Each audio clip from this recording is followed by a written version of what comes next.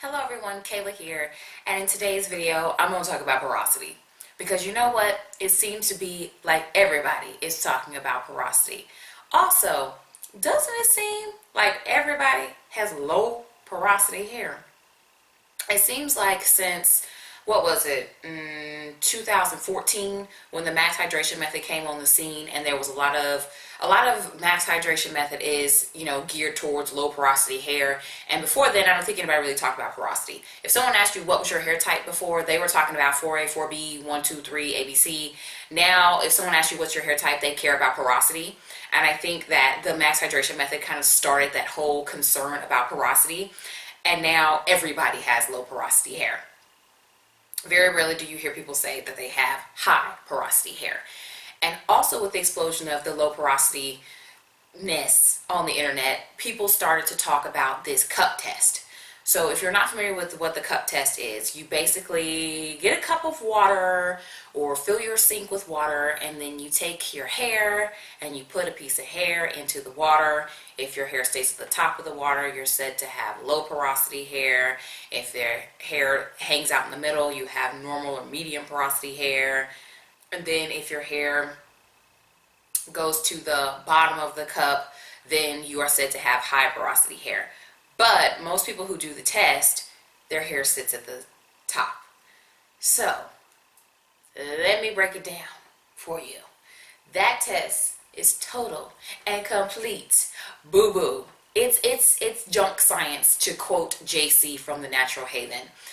Narada of African Hair God did a video in which he was doing different things with putting the hair in the water to show that the test really was not that great of a test. And then JC did a post as well on Natural Haven Bloom in which she was showing that the test is junk science as well. And basically, to blend these two things together, I'd like to throw out here that water has surface tension. And if you're not familiar with what surface tension is the resistance of water's surface to break, unless the force that's applied to it is greater, of course, and then something will break the surface of the water. So that's why you kind of see little indents when you put something on water and that doesn't go in, and you have to push it down. So a strand of hair does not have enough gravitational force. I'm teaching forces right now this week, so I think that's why I'm trying to use these words. But anyway, it doesn't have enough force to break the surface tension of water. Not typically, not unless you dunk it or something like that. So the test can also be messed up because people have oils, butters, silicones, conditioner. You have stuff on your hair, dirt, whatever. There are things that are on your hair, and that's preventing it from getting the water in it and sinking as well. So it's really just a very, very, very unreliable test. Another test that I've heard about is people smoothing their finger up their hair. I don't really know anything about that one. No one's really made any videos or written any posts or done any research on that one, so I can't really say it's junk or it's not good because no one's put anything out there. So I don't know, but I know what does work, and what does work is to actually watch how your hair reacts to things, because that will be able to tell you if you have low or high porosity hair. And I guess that's what I want to get to, / I wanted to rant.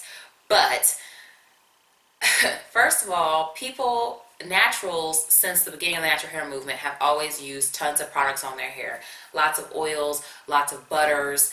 I mean, I remember this certain hair forum that shall not be named, but I know y'all know what it is. If you weren't a shea butter and twist out natural, you weren't really natural. If you wanted to wear your hair curly or do a wash and go, you weren't natural, and you would be banned from this group because you can't talk about that kind of stuff on there. I don't even know if this site exists anymore. And so when you're coming from that tradition of naturals putting a lot of heavy products on their hair, heavy products are going to coat your hair and deceive you. Heavy products are going to make it harder for your hair to get wet. Heavy products are going to keep you from getting the full moisture that your hair can get. Heavy products are going to make you think that you have low porosity hair, when in reality, there's not that your cuticles are laying super flat. It's that there's things blocking the cuticles, and so therefore you're having hair that seems low porosity. So the first thing, if you truly want to know your porosity, is you need to clean your hair. And I don't mean get some kind of treatment, some baking soda or apple cider vinegar. No, I mean get some shampoo that says clarifying or chelating on it and clean your hair. That's the first thing that you need to do, because you don't want something else to give you a false result. Second of all, low porosity hair is hair that takes a while to get moisture, but once the moisture is in there, it ain't going nowhere, okay, for a while. So hair like that, once you moisturize it, maybe the product that you put on there is sitting on top of your hair for a while, right? Then once it gets in there, your hair stays moisturized the whole week, no problem, no issues. That right there, that's low porosity hair, classic low porosity hair. My hair used to act like that back when I had a lot of stuff on it though. It was built up. And now that I no longer have a lot of buildup on my hair, products don't sit on top of my hair anymore. However, I do retain moisture for a decent while. Like, I have not moisturized these, my hair was twisted before this video. I just filmed an interview, so I took it out. But my hair was not moisturized at all this week, and it's still moisturized. I'm probably gonna try to wear this a couple more days because, you know, but I wouldn't say that I have low porosity hair though, because products don't sit on top of my hair. I don't have to struggle to wet my hair in the shower. But I would have said I had low porosity hair, you know, maybe a year ago I would have said that.